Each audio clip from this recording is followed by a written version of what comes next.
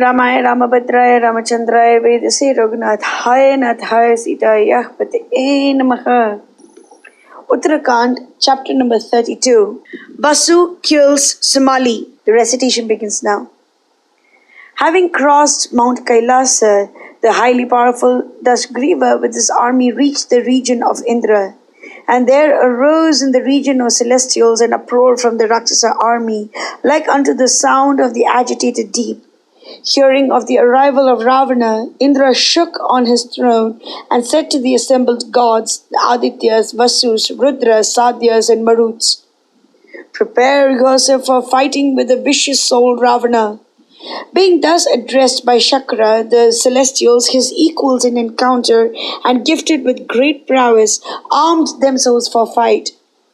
And Mahendra, afraid of Ravana, poorly went to Vishnu and gave vent to the following accents. "How shall I, O Vishnu, withstand the Rakshasa Ravana? The highly powerful Rakshasa hath come here for battle. It is by virtue of the boon that he is powerful, not for anything else.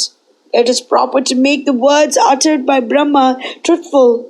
As resulting to thy prowess, I destroyed Namuchi, Vritra, Bali, Naraka, and Samvara. So do thou make some arrangement for his destruction. There is no other excellent refuge but thee in the three worlds, mobile and immobile, O Lord, O God of gods, O slayer of the demon Madhu. Thou art the graceful, ever-existing Narayana, having a lotus navel.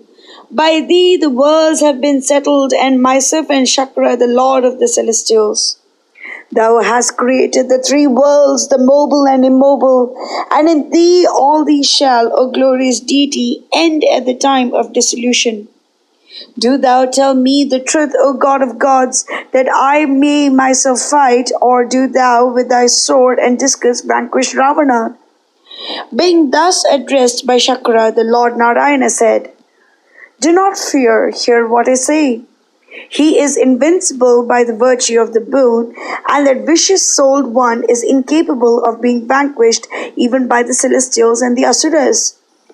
Irrepressible by virtue of his prowess, the Rakshasa with his son shall accomplish a mighty object. O Lord of celestials, even if I am requested by thee, I shall not withstand the Rakshasa Ravana in the conflict.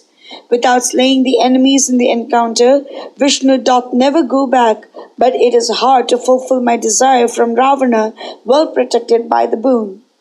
However, I do promise before thee, O Lord of celestials, O performer of 100 sacrifices, I shall soon become the cause of this Raksasa's death. I shall soon destroy Ravana with his family in due time and afford delight unto the celestials. I speak the truth unto thee, O King of celestials, O Lord of Sachi. Do thou, divested of fear, fight, O thou gifted with great strength along with the celestials." Thereupon, having issued out of the city, Rudras, Adityas, Vasus, Maruts, and Ashwins, well armed with mails, appeared before the Rakshasas. Meanwhile, at the latter part of the night, there was audible the uproar of Ravana's army fighting on all sides. Having got up and cast their looks upon one another, the highly powerful Rakshasas waited there for the battle, delighted. Thereupon, beholding that inexhaustible huge army at the commencement of the battle, the celestial host lost heart.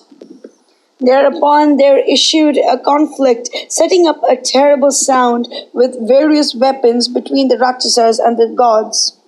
In the interval issued out for encounter the heroic and grim-visaged Rakshasas, Ravana's counselors. And encircled by Maricha, Prahasta, Mahaparsha, Mahodar, Akampan, Nikumba, Shuka, Sarana, Sangrada, Dumketu, Mahadangstra, Gatodhara, Jambumali, Maharada, Virupaksha, Suptagna, Yaknakopa, Durmukha, Khara, Trishra, Karaviraksha, Surya Shastru, Mahakaya, Atikaya, Devantaka, Narantaka, all those gifted with mighty prowess, there entered the battlefield the highly powerful Sumalin, Ravana's maternal grandfather. And with various sharp-pointed weapons, he, highly angered, began to assail the celestial host like unto the wind scattering clouds. Being thus distressed by the night rangers, the host of the gods fled away into diverse directions like a herd of deer attacked by a lion.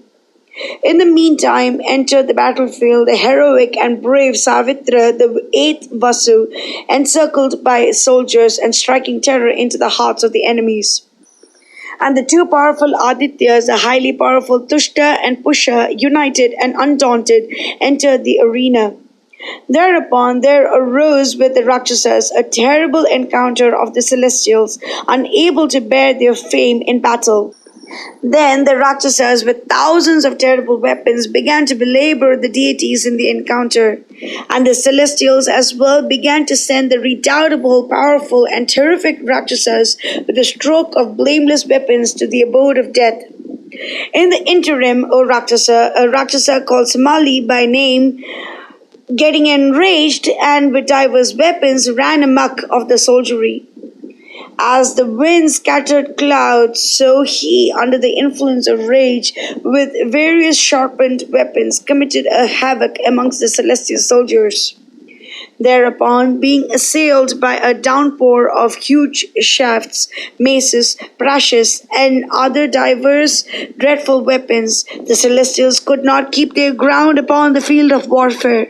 The celestials, being thus distressed by Sumali, the eighth Vasu, Savitra, stood there enraged. And encircled by his own card warriors, that a highly powerful one with his prowess repulsed the striking night rangers. Thereupon there arose a terrible encounter capable of making down erect between Sumalin and the Vasu, who did not retire from the field of battle. His chariot, drawn by serpents, was pulled down and destroyed by the high-souled Vasu by means of his huge arrows. Having destroyed his car in the warfare with hundreds of arrows, Vasu took up mace in his hands for his destruction.